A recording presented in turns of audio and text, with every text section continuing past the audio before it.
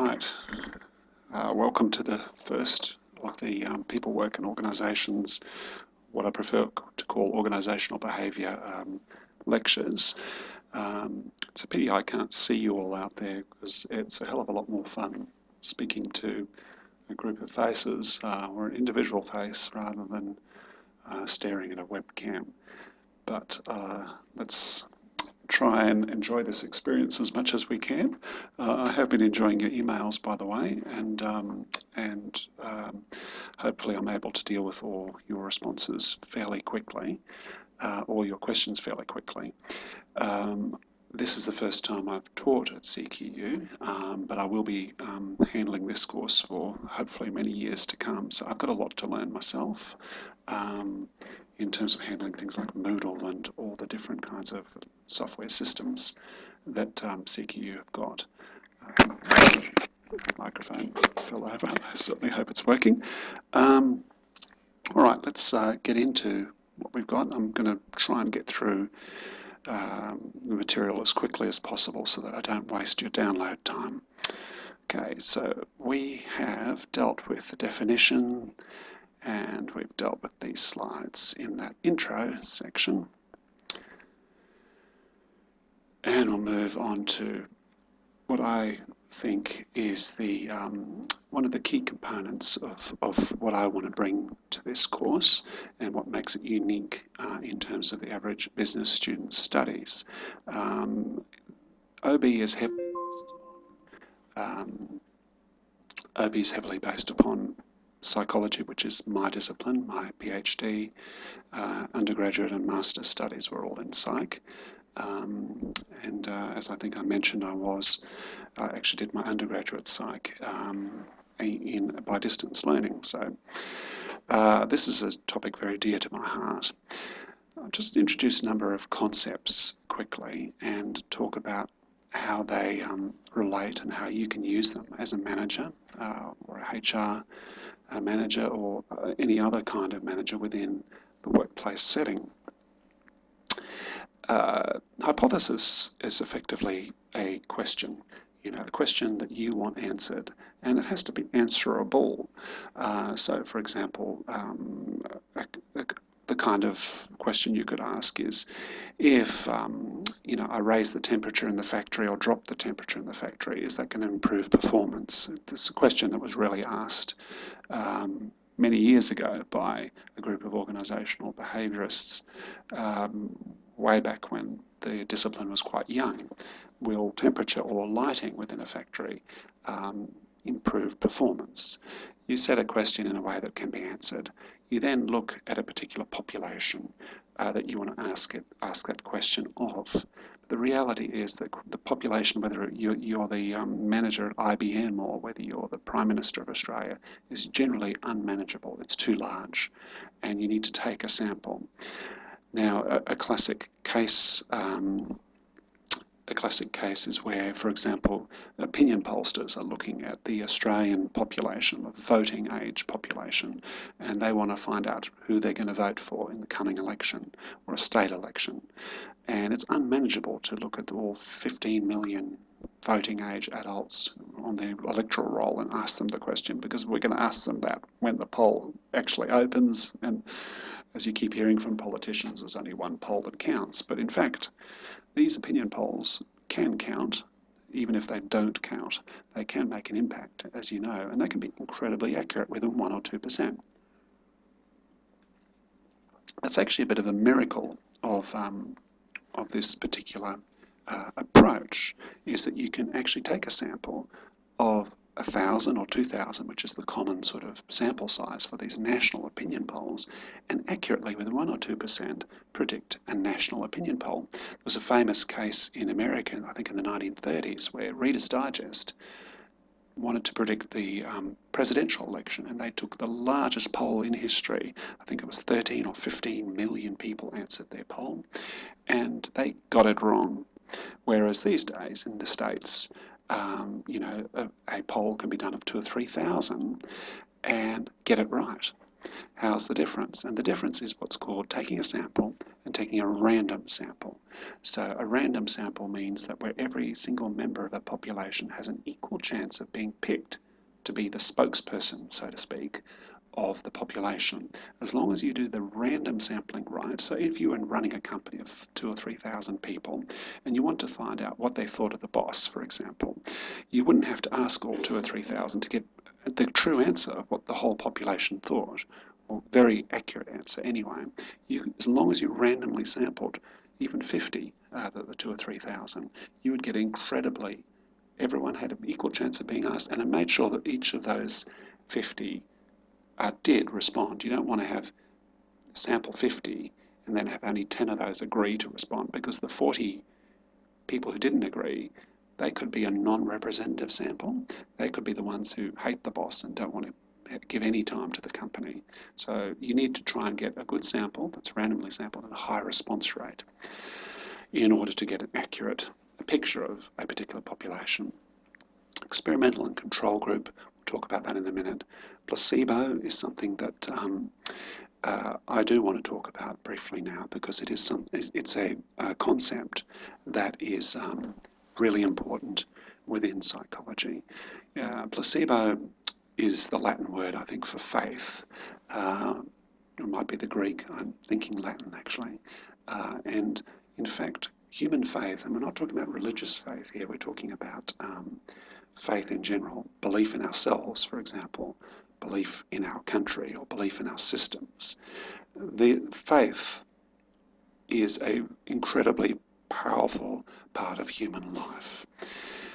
I love to give the example, a fairly gruesome one, of a study that took place in America, in which they wanted to have a look at the impact of open heart surgery, double bypass, triple bypass surgery on patient recovery and survival.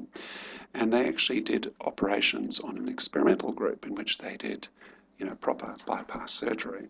They opened them up, opened up the chest, all the way stitches down the middle, opened them up, did the surgery, closed them up. But they compared that with a control group who received merely a placebo treatment, where they actually opened up the chest and then closed it up. And all that those patients got was a row of stitches and waking up from anaesthetic. They actually had no operation at all. And they compared the experimental, where they had the real operation, and the control, where they had a fake operation, the placebo operation. And they found that while genuine open heart surgery did make an impact on patients, the control, the placebo surgery, simply the faith that comes from thinking, yeah, I've been operated on, I'm going to be better now, did make those people live longer than people who didn't receive even the placebo the placebo treatment, so to speak.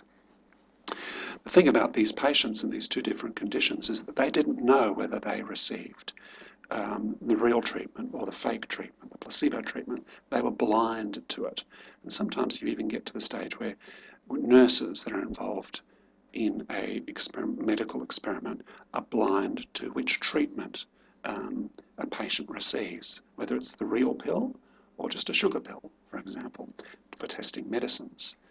And they look at statistically significant differences. It's just because something is higher or lower, the average of the experimental group. Let's say the experimental group survived 4 years after treatment, and the control group survived 3 years after treatment. Statistics allows us to say whether that's actually significantly different. Just because something's larger or smaller doesn't mean it's significantly larger or smaller. We won't have to learn too much about stats in this course, and you'll probably be grateful for that, but it is good for you to be aware that differences don't mean always real difference, as in something that actually means a significant difference. I won't talk about the bell curve at the moment, but I will talk about this study, which you can Google this Bloom, Eifert, Mahan, McKenzie and Roberts study. It's one of the best studies in the area of HR practices and looking at the impact of organisational behaviour effectively on performance of companies. Now this was a classic study. Here we had the population of all publicly and privately owned textile firms or carpet manufacturers in a state in India, of which they sampled 66. they got a decent quantity, 34, to agree to participate. That's not bad.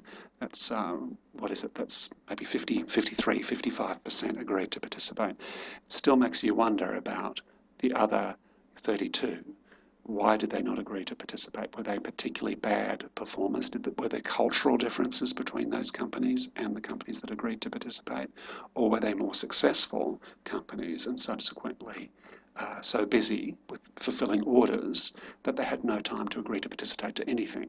So there can be systematic differences between people that agree to participate in a study and people who don't, that you need to be aware of when you judge evidence that you get from your textbook.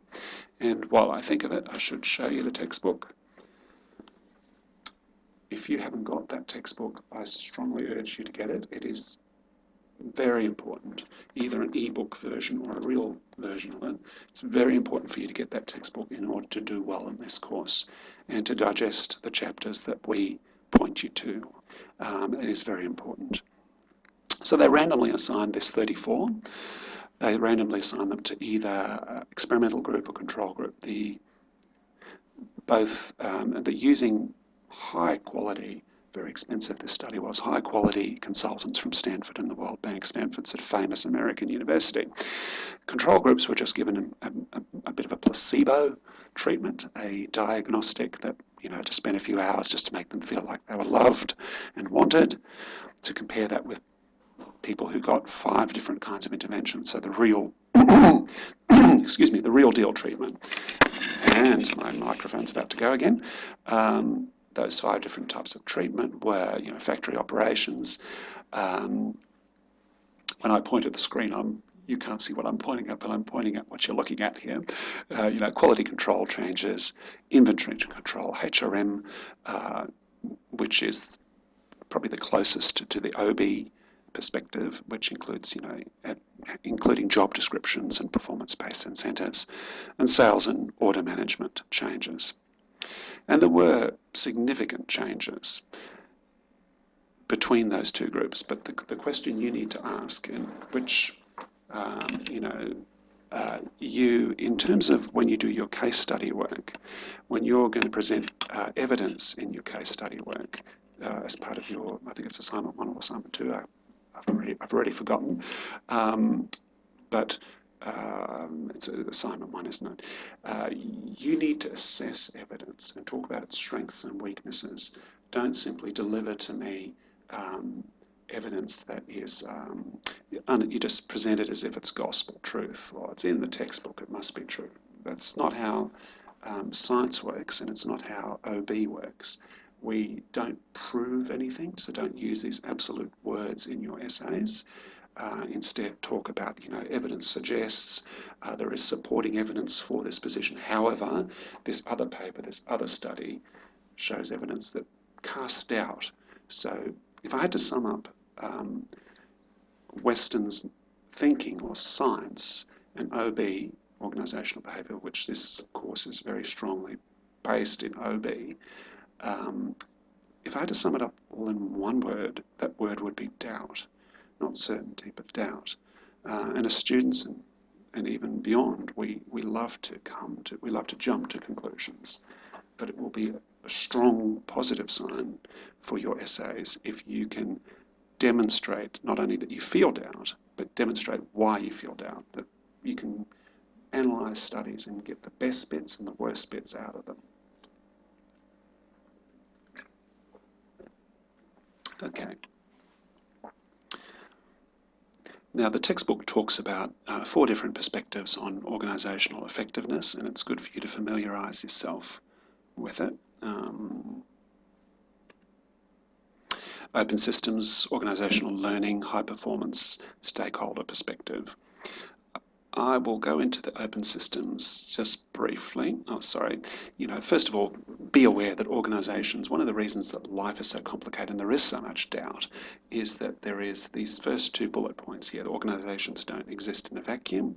So, for example, when I was running a business, I had a very successful product, a newspaper that ran extremely well. I started from scratch in this country, Australian community. It was highly successful, and I then took the same concept, very much the same concept, excuse me, and transplanted it to another community, another Australian country community, thinking, well, all the variables seem to be the same, it should work here, and it didn't work. And that's because subtly the environment was a little bit different there.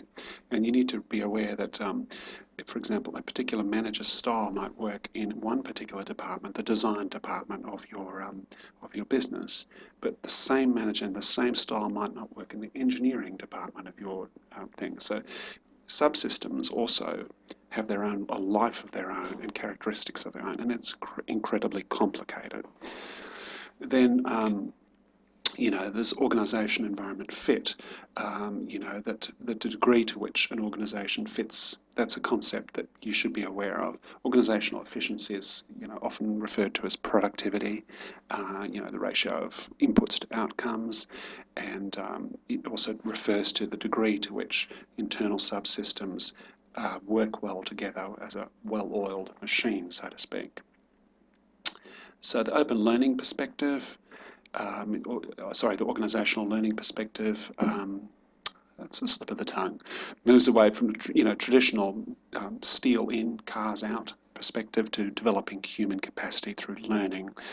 And this idea of capital, social capital was probably the capital is traditionally thought of as, machines. And, Karl Marx, for example, had wrote a very famous book on capital, which was the idea.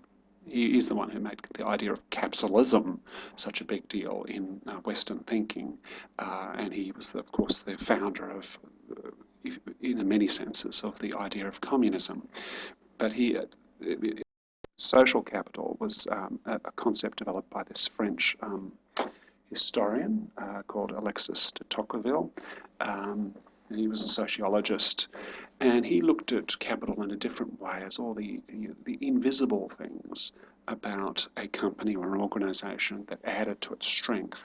And there's a lovely quote, I think, in the textbook from a software company CEO who says, at the end of a working day, 95% of my capital or my company's strength drives out the gates.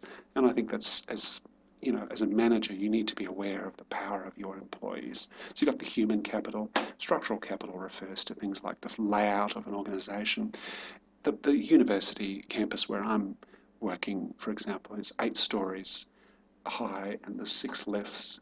And it's I could work here for months and not meet particular colleagues because one will be in one lift going up and then I'll be going in another lift going down. So the physical layout of this campus is part of its weakness, you could say. And similarly, companies can have strength in the way they lay things out. Relationship capital is quite simply the relationships that you develop with within the company, but also particularly outside the company, clients, suppliers, and governments, for example. So, organisational learning perspective, you can buy knowledge, you can share it through, instead of having 6 lifts in the building, having 1 and being forced to share a lift, it would be a controversial move. You can use it and you can store it. Institutional knowledge and the absorptive capacity refers to the degree to which a company has the ability, and that's, for example, maybe related to its diversity of its workforce, its ability to absorb new concepts. And there's this great little story, just zooming in here, from Avon. The Avon ladies makeup, it's a cosmetics company, and they traditionally had a very strong door-to-door presence, which was part of their strength. But when it came to the new era, the 21st century, where Facebook and other forms of social media were being harnessed by cosmetic companies, Avon found itself weak because it had a largely older workforce of people who had a very strong connection with that face-to-face style. So their absorptive capacity for looking at new ways of doing things was quite weak. And as I say, it's often governed by in-house resources. And we'll move on to the high-performance work practices, a very trendy field within HRM. basically, there's mixed evidence for whether this works, but there is evidence suggesting that the role of bundles, so, instead of having a single intervention, like, that Indian study I talked about before, there were quite a number of interventions. A weakness of that particular study was that with an N, or a sample of 34 in the end, N stands for number, there was a limited ability for us to pick apart which of those 5 interventions were important. But one thing that studies have shown is that groups of interventions have far more impact than single interventions. So don't think as a manager that you can just introduce, job descriptions, for example, which is a classic HRM fixed job descriptions so that everybody knows their role, and you think that's going to make a miraculous difference. The literature suggests it won't. It also suggests that the way you craft these bundles has to fit with your organisation and its needs, the idea of goodness of fit. Key stakeholder perspective is pretty simple. It takes the perspective that the arrangement between your company and all the variety of different stakeholders that you can have, including everything from consumer groups through to the classic shareholders who apply pressure because they want profit, through to suppliers who also want to make money, and employees who want to make money, and then unions who want to make money for the employees, etc., etc. This stakeholder perspective helps you to realise the complexity of achieving what you want to achieve. You do not, again, live in a vacuum. It's a degree of fit, isn't it? The textbook also does some interesting work looking at the difference between values and ethics, and you should look at this. You need to be able to distinguish between values and ethics. Values effectively refers to particular ways of family values, or pro-government values, or pro-freedom values, and then ethics is the more broad system of how all these values connect together and relate to moral behaviour. Ethics is a higher level concept, and values is more the particular values that focus on a particular thing. They tend to be considered stable beliefs. We often adopt them from parents. There is even some evidence of genetic conservative values. For example, there is some evidence that it has some genetic origins. Corporate social responsibility. The textbook makes a very nice point that a lot of if you're in the business of recruiting, you manage a company, and you want high quality employees. There is evidence that when employees look for a company they want to work for, and this is in an ideal job market where you can choose a job as opposed to just take a job, they actually do look for companies that have high corporate social responsibility, so they behave well in the marketplace. And companies like Exxon, after the Exxon Valdez environmental disaster, or Union Carbide after the Bhopal disaster, which was in the 80s, many people blinded and hundreds of people killed. These companies had major trouble recruiting after that time because of their reputation. Their CSR had been damaged. Have a look at Schwartz's 57 values and how they cluster. And then there is value congruence between how a company operates and the values of the employees is quite an important predictor of job satisfaction. But sometimes there's always a but, there's always a flip side. Sometimes a disunity of values can actually help a company by leading to change or leading to innovation, for example. But you do need to be aware of the differences. Some of the key value questions that come up are, individualistic values, which are very much a Western concept, and if you're dealing with, developing world or Asian cultures, you'll find they have very strong collectivist values where you do not look at the impact on the individual, you also have to look at the impact on the group, and group decision making is much stronger, and the sense of group and the identity and in relation to the group. And sometimes when companies become multinationals and try and take their values on power, distance, and uncertainty avoidance. I'll just talk about them in a minute, but take their values and transplant them, holus bolus, into another society.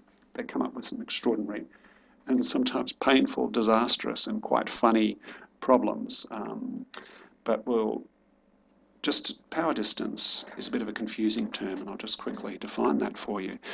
Power distance doesn't refer to, for example, the distance between one person and the next in terms of power, like between a lecturer and a student, or between the Vice Chancellor of the university and myself.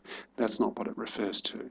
Power distance refers to the degree to which acceptance of differences in power are tolerated in a particular society. So I've got quite a lot to do with Bangladesh, and in Bangladesh there's a very high acceptance, resignation, you could say, to differences in power. Whereas in Australia, I can remember my parents immigrating from Holland to Australia in the 50s, and finding it very strange that this was a country where the dentist and the plumber could have a barbecue and get on with each other, blue collar, white collar, that it's all very relatively flat.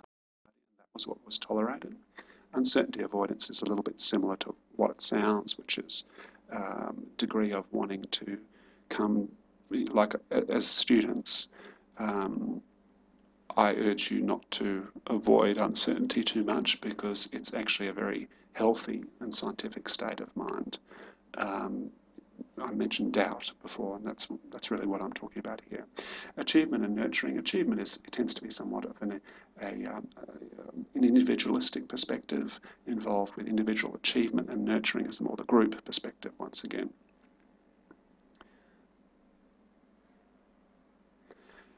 Utilitarianism is the greatest good for the greatest number.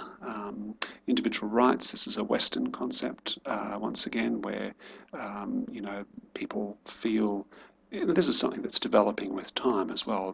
The 21st century person is much more rights orientated than people of my parents' generation, who are prepared to queue and who are prepared to tolerate all sorts of indignities which we're not prepared to tolerate these days. Distributed justice, just be aware of these terms. It's to each according to their risk or need, from each according to their ability.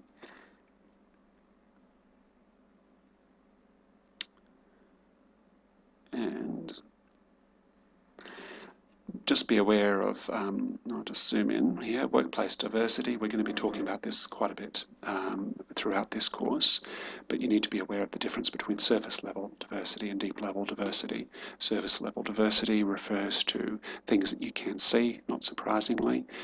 So for example, in some of my classes I have a mix of males and females, that's visible.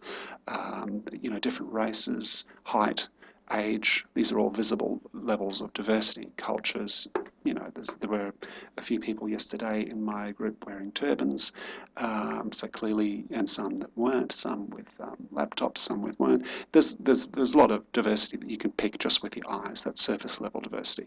Deep level diversity can be quite deceptive. So in my class, it looks like I've got a very high level of diversity. This is actually the people work in organisations class here in Brisbane. But it's possible that that group is not diverse. It's quite unified in terms of, for example, its conservatism. It's possible that everyone in that group has a very strong family values. And so deep level diversity and surface level diversity, they differ, and they can differ in quite deceptive ways. It's worth familiarising yourself, and I'm sure you're familiar with the terms of virtual work and telecommuting and job sharing, but the one that I thought I'd mention is the new work conditions. I think Richard Branson's fairly recently introduced the take as many holidays as you like. And the point that's worth being aware of is it's not quite a new idea from Richard Branson. He's an innovator, but not that much of an innovator. And a company introduced this in the States at least a decade ago and tried it out and had quite a lot of success with it, because they found that people who had a choice of how many holidays they would take, they were happier for starters, because you'd empowered them. And this is a key concept that as a manager you do need to be aware of, is this issue of control. So, giving your employees a sense of control is like giving them money. It's as satisfying as a lot of other job characteristics that you can give, like an office with a view or something like that, status. These are invisible things that can make people feel better. By giving people the right to choose their own holiday, you're giving them a sense of control, and the sense of control is one of the most potent variables in a workplace. It's to do with team autonomy, for example. It's to do with innovation and ability to innovate. Its ability to handle stress is mediated or, adjusted by the amount of control that you give to employees. Just be aware of that in your own practice. So some key concepts, as I say, the science side of OB is something that will be coming back to it, systematic and logical. Empirical refers to going to the evidence. It's a nice fancy word that you can practice on your boss one day. It has a broad church approach to science. It's mainly psych. I'll just zoom in at this point. I'll just first bring them up. It's mainly psych. And we'll be talking about the psychology of motivation, learning, attitude change. Some of these issues, all of them highly exciting to me and ones that I'm very familiar with from my background. The sociology, which I have also studied, that looks mainly at the group social aspects of it. I mean, within psychology, there's also something called social psychology, which is very, very similar, overlapping with sociology. But some of the group stuff is really exciting and interesting. I think you'll enjoy it, and is, of course, very, very important in understanding organisations. Anthropology is probably the third and least potent player in OB, and it looks at cultural differences on a big societal level. So, difference between, Western cultures or between communist societies and capitalist societies, but mainly looking at it from a culture perspective. So, the contingency anchor is, just be aware of this word contingency. When I said mediated or modulated, I'm really talking about that. So if a particular variable impacts on another variable, it may impact through and by the way, I apologise for having both bullet points having the same subtext, even though there is a degree of truth to the fact that they're both the same. But if something's contingent on something else, it means that, for example, we talked about the temperature of the factory. So heat does cause an increase in aggressive behaviour. So if the temperature rises in your factory, you are likely to get more antisocial behaviour in the factory, more bullying, more arguments, possibly even more accidents. But that may be mediated or contingent on personality. So some personalities are much more likely to be able to take a bit of pressure than others. Some people are much more reactive than others, so that can be contingent on this. Multiple levels of analysis means that you can analyse a particular problem from a number of different points of view. It can either be individual or group level, or the bigger organisational level, business level, sub-organisation, and then the societal level. And I think we're just about done for this lecture, and I'll get back and record another one looking at chapter 2. But for now, I'm done.